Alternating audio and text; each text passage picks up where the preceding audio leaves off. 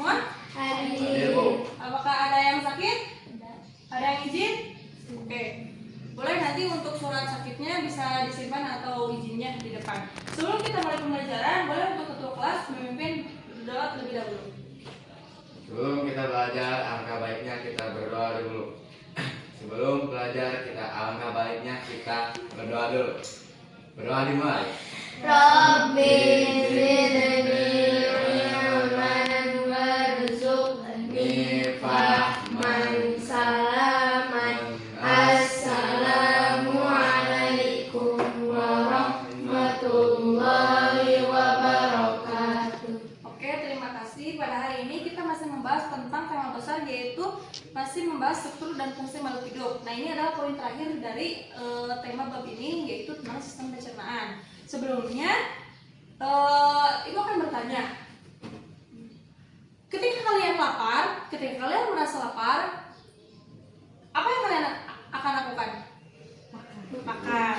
Salah satunya makan, minum. Nah, kita harus mencari sumber energi. Nah, apa kalian pernah berpikir kemana makanan itu pergi?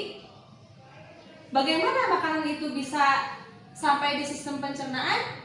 Nah, semuanya akan dibahas pada hari ini. Kemudian Ibu punya pertanyaan satu lagi, mengapa kita harus mengunyah makanan sebelum menelannya? Ada yang bisa menjawab?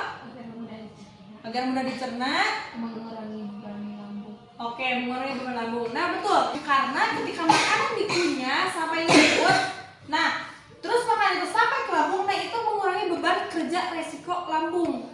Jika kalian langsung menelannya, itu beresiko bisa membuat lambung bekerja lebih keras dan membuat nanti efeknya akan menjadi gangguan pencernaan.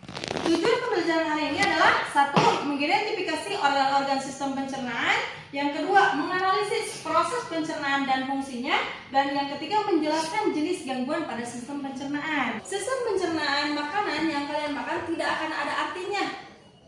Karena apa? Jika tidak dicerna. Karena makanan harus dicerna agar tubuh kita bisa mendapatkan nutrisi untuk memelihara semua fungsi tubuh kita. Tahukah kamu, sistem pencernaan dari mulut sampai rektum berkisar 9 meter panjangnya? Apa kalian menyadari? Tidak kan? Nah, karena tidak semua sedetail ini kita tahu.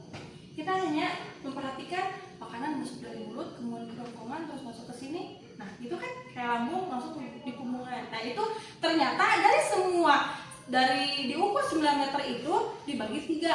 Dibagi secara garis besar dibagi 3. Yang pertama adalah pencernaan. Nah, pencernaan dimulai dari tadi, dimulai makanan masuk ke dalam mulut, kerongkongan. Nah, dicerna di sini. Yang kedua, penyerapan dan pembuangan. Proses penyerapan terjadi setelah pencernaan. Jadi ketika makanan dikunyah, dicerna lewat ini, lewat kerongkongan, terus masuk ke lambung. Di situ terjadi penyerapan. Penyerapan terbagi-bagi makanan yang menjadi nutrisi, yang menjadi kalsium, yang menjadi vitamin. Kemudian yang terakhir ada pembuangan. Ketika yang penting-pentingnya sudah diserap, nutrisi, vitamin dan kalsium dan lain-lain. Nah, yang terakhir apa? Pembuangan dilakukan. Oke, selanjutnya di sini Ibu akan membagi 2 kelompok. Masing-masing kelompok mengerjakan LKPD-nya. Yang pertama ada menyebutkan jenis fungsi, menjelaskan gangguan apa saja yang bisa mengganggu sistem pencernaan. Nah, bisa kalian lihat di sini. Oke. Jadi ini dan yang kedua Ibu kasih 15 menit. Kalian bisa mencari sumbernya dari buku pelajaran atau dari internet, silakan. Jika nanti sudah selesai, Ibu akan memberitahu untuk waktunya.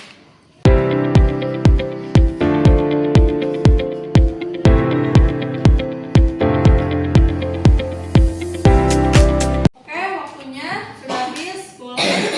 Perwakilan satu orang ke kelompok untuk bisa menyebutkan fungsinya saja, fungsi dari beberapa sistem pencernaan. Oke, boleh ke depan.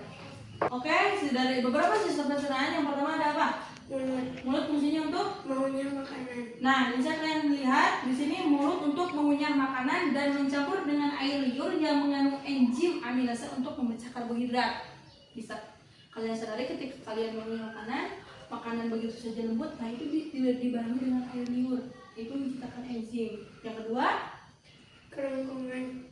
Fungsinya untuk mengangkut makanan dari mulut ke lambung. Nah, bisa kalian lihat mengangkut makanan dari mulut ke lambung melalui proses peristaltik dari sini sampai ke sini. Ini nomor 3. Terus lambung untuk menghasilkan asam lambung. menghasilkan asam lambung dan enzim pepsin untuk apa? Untuk memecah protein menjadi asam amino. Nah, nanti dibagi-bagi dan diserap oleh tubuh. Ini secara detailnya dan tadi 7 poin tadi secara garis besar. Mulut, kerongkongan, lambung, usus kecil, usus besar, rektum, dan terakhir anus. Oke, terima kasih. Terusan kita sudah memahami apa saja yang termasuk sistem pencernaan secara garis besarnya dan beserta fungsinya. Kemudian mungkin kita tidak menyadari beberapa gangguan penyakit yang terjadi pada gangguan pencernaan. Mungkin kalian pernah merasakan seperti apa? Mah.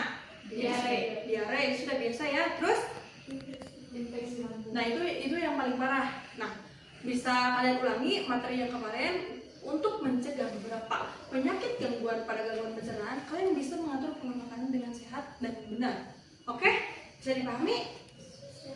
Untuk hari ini mungkin dicukupkan sekian. Terima kasih atas kerjasamanya. Assalamualaikum warahmatullahi wabarakatuh.